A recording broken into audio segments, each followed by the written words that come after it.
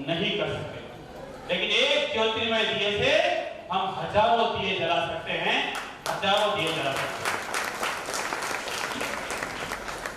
मैं विद्यार्थियों से कहता हूं कि जीवन में एक लक्ष्य निर्धारित कीजिए और उस लक्ष्य के निर्धारण के बाद में उसके ऊपर फोकस रखिए। उसके अलावा कुछ भी नजर नहीं आ रहा है। जहां भी मेरी नजर जाती है केवल मुझे मेरा लक्ष्य नजर आता है, बाकी कुछ नहीं नजर आता। द्रोणाचार्य का किस्सा सभी ने पढ़ा है, सुना है कि अर्जुन क्या दिखाई दे रहा है, तो अर्जुन कह रहा है केवल मुझे चिड़िया की आंख नजर आ रही है, बाकी कुछ भी नजर नहीं आ रही। कि मेरा जीवन संवर जाए, मेरा जीवन अनुकरणीय बन जाए, मेरा जीवन श्रेष्ठ बन जाए, और श्रेष्ठता के लिए करना क्या पड़ेगा? करना पड़ेगा आपको आत्मानुशासित बनना पड़ेगा। आत्मानुशासित बने बिना जीवन कभी नहीं संवरेगा। विद्यार्थी के लिए अनुशासन होना जरूरी है। अगर विद्यार्थी ने अनुशासन का पाठ सीख लिया है तो उसका जीवन संवर जाएगा और आने वाली पीढ़ियां उसको याद करेगी। यह है अनुशासन का। अनुशासन को जीवन में आगे बढ़ने की सीढ़ी समझो, और जिस दिन आपने ये सीढ़ी समझ लिया है आपका जीवन संवर जाएगा। पतंग उड़ाया और पतंग उड़ा रहा है, बच्चे खुश हो रहे हैं और पतंग गर्दन ऊपर उड़ रहा है, और फिर उसी पतंग को काट दिया। अरे देखो देखो मेरा पतंग तो नीचे गिर रहा है। तो क्यों, क्या हुआ? तू तो कह रहा था नहीं यार अनुशासन तो बंधन है। आप पतंग की तरह ऊंचे उड़ान लगा सकते हो तो अनुशासन में बंधन नहीं होगा। जिस प्रकार से डोरी होती है वो पतंग को ऊंचाई पे उड़ाने में सहायता करती है, उसी प्रकार से मनुष्य को आगे बढ़ने के लिए अनुशासन होना जरूरी है। दूसरी मेरी सीख है उन बच्चों को, इस बात को समझे, दुनिया में कोई किस भी हो लेकिन आत्मसंयमित बने। आत्मसंयमित बनोगे अपना जीवन संवर जाएगा। आत्मसंयम क्या होता है? अपने आप के विरुद्ध युद्ध होता है। अपने आप को संयमित बनाना पड़ता है। दूसरे बच्चे क्या करते हैं, हमसे कोई लड़ना नहीं है, मुझे मेरा टारगेट नजर आता है, मुझे मेरा लक्ष्य नजर आता है, और उस लक्ष्य के लिए बहुत से मन की दुर्भावनाओं को मारना पड़ता है। अब दुर्भावनाओं को मारने के लिए क्या करना पड़ेगा? उसको समझाना पड़ेगा कि भाई आगे बढ़ने के लिए दो रास्ते हैं। एक रास्ता जो सीधा जा रहा है और दूसरा रास्ता जो पतन की ओर, और दोनों में से आपको एक का चयन करना पड़ेगा। तो चयन कौन सा करना पड़ेगा? जो रास्ता सीधा और साफ। इसलिए मैं बच्चों को कहता हूं कि परवाह नहीं जमाना खिलाफ हो, रास्ता वही चलना जो सीधा और साफ हो। सीधे और साफ रास्ते में जाओगे तो आपके कांटे नहीं लगेंगे।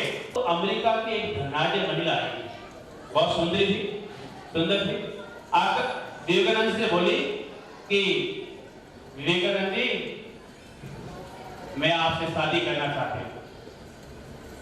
कि आप मुझसे शादी क्यों करना चाहते हैं? क्योंकि आप इतने गुणवान हो और मैं रूपवान हूं। जो वो रूपवान और गुणवान दोनों होती है। स्वामी विवेकानंद जी क्या बात कही? स्वामी विवेकानंद जी ने बात कही कि सन्यासी हो ऐसा संभव नहीं है, हाँ लेकिन तुम्हारी इच्छा पूरी कर सकता हूं। अब वो महिला अवाक रही कि शादी भी नहीं करे वैसा भी कैसे पूरी होगी? तो उन्होंने क्या कहा, आप मेरा हाथ दो। विवेकानंद ने उसका हाथ पकड़ा और मेरे सिर के ऊपर रखो, कहो कि विवेकानंद मेरा बेटा है। यह है भारतीय संस्कृति।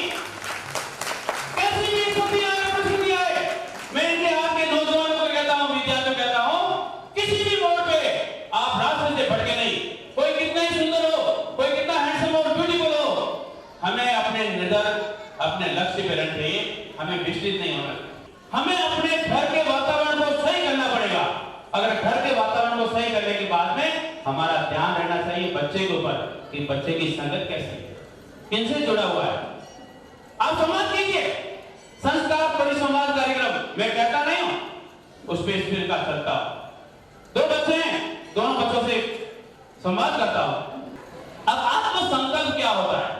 विद्यार्थी को अपने लक्ष्यों की पूर्ति के लिए अपने आप को दृढ़ इरादों का धनी बनाना पड़ता, तब जाके लक्ष्य हासिल करते हैं। आज मैं इन बातों को कहता हूं, अपने माता पिता के बारे में विचार करो जो चौथी पांचवी पढ़े हुए, ज्यादा छठी सातवीं पढ़े हुए, वहां से आना, कोई साथ लेके विश्वास जीतना, इतना बड़ा प्लेटफॉर्म तैयार करना, एक चिंतन करे ना तो विद्यार्थी हमेशा सही रास्ते पर आ सकता है। कितना त्याग किया उन्होंने और किन दृढ़ इरादों से काम करके वो मुकाम हासिल किया। आज इतनी बड़ी वडेर में हम जैसे लोगों को यह प्लेटफॉर्म मिला है, तो ये अपने आप में बड़ी बात नहीं है, बहुत बड़ी बात है। ये कब हुआ? उनके दृढ़ इरादों से, उनके संकल्प वाली सोच से। उनकी सोच बड़ी थी कि मुझे कुछ बड़ा करके दिखाना है। तो मैं बच्चों को कहता हूं, बड़ा करने के लिए बड़ा सोचे। अगर आप बड़ा सोचेंगे तो बड़ा बनोगे। इसलिए पहले विचार करो कि मेरे माता पिता ने जो संघर्ष किया है, मैं भी वो संघर्ष करूं और संघर्ष करके मैं आगे बढ़ूं। सफलता असफलता जिंदगी का पार्ट है। उठो, कोई चिंता नहीं है, उठो, खड़े हो। और उस बच्चे में इतना जुनून पैदा हो गया कि वो आज पाली मेडिकल से डॉक्टरी कर रहा है। ये है, मैं ये नहीं कह रहा हूं, मैं अपने बड़े नहीं कह रहा हूं, ये अपने को अच्छा गार्जियन बनना पड़ेगा। मैं वही बात कहता हूं जो मैं जिंदगी में उतारा। मैं मेरी माता पिता को प्रणाम करता हूं, मेरे बच्चों को प्रणाम करना चाहिए। मैं खुद करता ही नहीं हूं, अभी बच्चों को माता पिता को प्रणाम करना चाहिए। ये थोड़ा सा छोटा लगता है। जब आप आत्मसात करते हो और आत्मसात नहीं करते हो, कोई उदार होने वाला नहीं है। समय की महत्ता को जिसने जान लिया उसका जीवन सवर जाता है। सबसे time management is life management.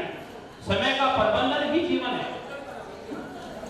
और जिसने समय को नहीं समझा है उसका जीवन बेकार हो जाता है। समय की महत्ता को हमें जानना पड़ेगा। तो मैं प्यारे विद्यार्थियों से कहता हूं कि विद्यार्थी के लिए जो खास बातें हैं उन चीजों को ध्यान रखें, उनको हृदयंगम करें और ऐसा कोई भी कार्य नहीं करें जिससे हमें अपने जीवन में निराशा आ सके।